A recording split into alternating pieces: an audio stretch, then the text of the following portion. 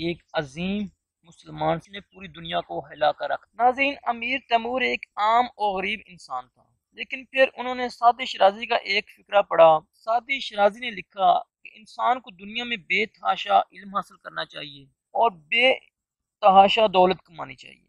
Saadi Shirazi نے لکھا کہ دولت اس لیے کمانی چاہیے کہ دنیا پرست لوگ آپ کو حقیر سمجھ کر مسترد نہ کر دیں، اور علم اس لیے حاصل کرنا چاہیے کہ آپ علماء میں بیٹھ کے اپنے آپ کو کمتر محسوس نہ کرو۔ امیر تیمور نے یہ فقرہ پڑھا، علم اور دولت کی تلاش میں نکل کھڑا ہوا۔ اس نے زندگی میں 54 یعنی 54 ملکوں کو فتح کیا اور تیمور دی گریٹ کہلایا۔ اس نے جو ملک بھی فتح کیا اس کی ساری آبادی کو قتل کر دیا اور شہر کو جلا کر راکھ کر دیا۔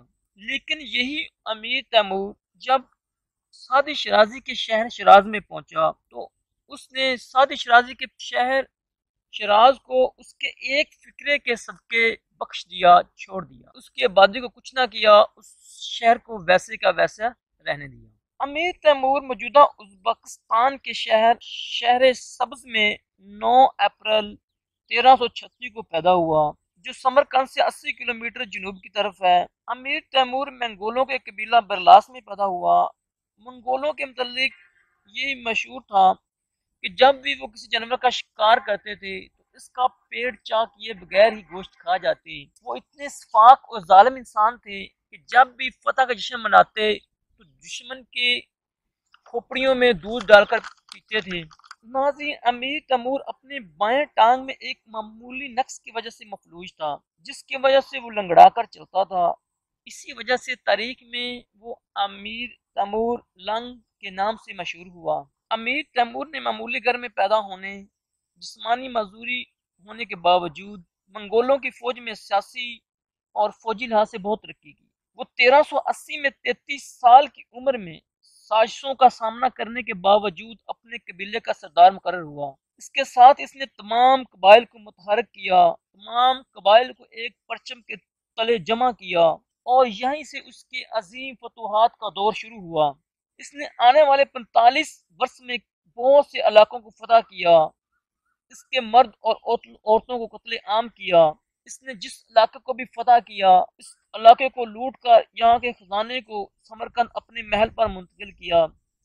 تیمور جنگی ماہر ہونے کے علاوہ ایک بہادر جرنیل بھی تھا۔ یہی وجہ تھی کہ اس کے فوج کی تعداد 1 لاکھ سے زیادہ تھی۔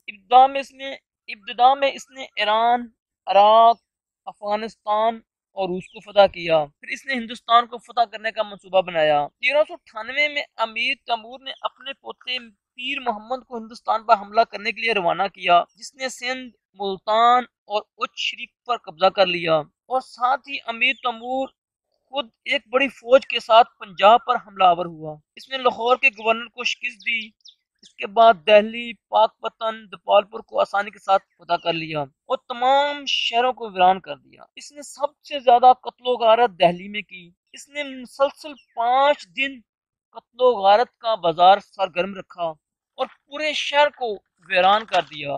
یہی وجہ تھی کہ دہلی کو اپنی اصلی حالت میں واپس آتے آتے 100 سال لگ گیا۔ تیمور لنگ نے 1401 میں شام پر حملہ کیا۔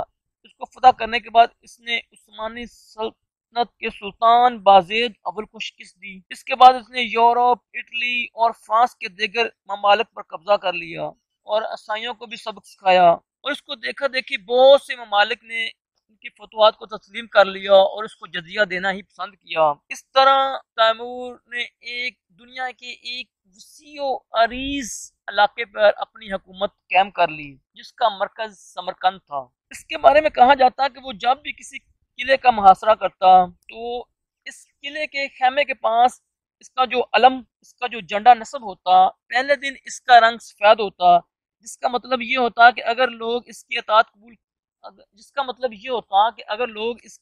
قبول کر لیں گے تو سب کو امان دی جائے گی اور کسی کو بھی قتل نہیں کیا جائے گا۔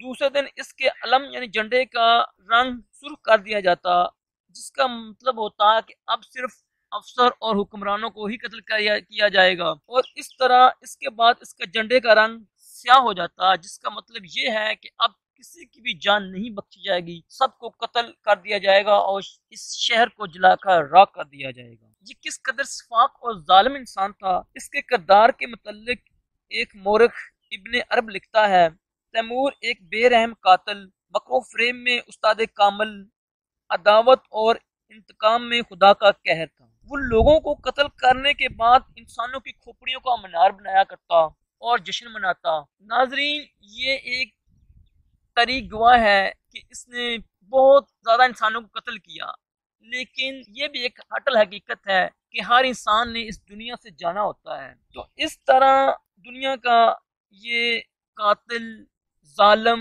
اور شفاق انسان 18 فروری 1405 کو اس دنیا سے رخصت ہو گیا اور اس وقت اس کا مقبرہ اور قبر پاکستان کے